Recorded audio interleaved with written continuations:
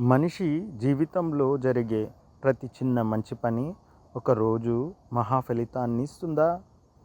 అనేక జన్మలుగా సత్కర్మలు చేసి బుద్ధత్వానికి దారితీసిన ఒక గొప్ప గాథ ఇది దూరనిదాన జాతక కథ.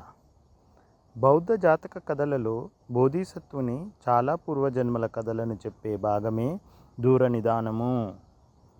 ఇందులో ఆయన అనేక జన్మల్లో ధర్మం, దానం, కరుణ, సహనం వంటి గుణాలను ఎలా అభ్యసించాడో తెలుస్తుంది.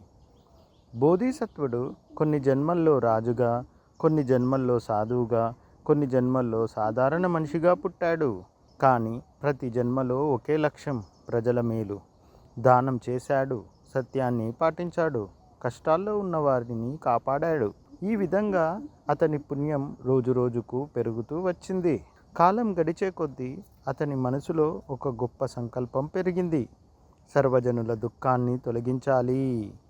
అందుకోసం తన స్వార్థాన్ని విడిచిపెట్టాడు, అహంకారాన్ని జయించాడు, కరుణతో నిండిన జీవితం గడిపాడు.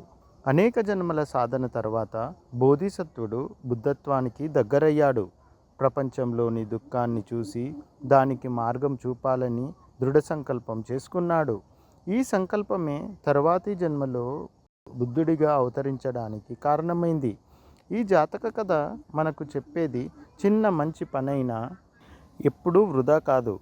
సత్కర్మలతో నిండిన జీవితం ఒకరోజు ప్రపంచానికి వెలుగుగా మారుతుంది. ధర్మం, దానం, కరుణతో జీవిద్దాం. మన జీవితాన్నే ఒక జ్ఞాన మార్గంగా మార్చుకుందాం. ఇంకా ఇలాంటి బౌద్ధ జాతక కథల కోసం మన ఛానల్ను సబ్స్క్రైబ్ చేయండి. ధర్మ మార్గంలో మళ్ళీ కలుద్దాం.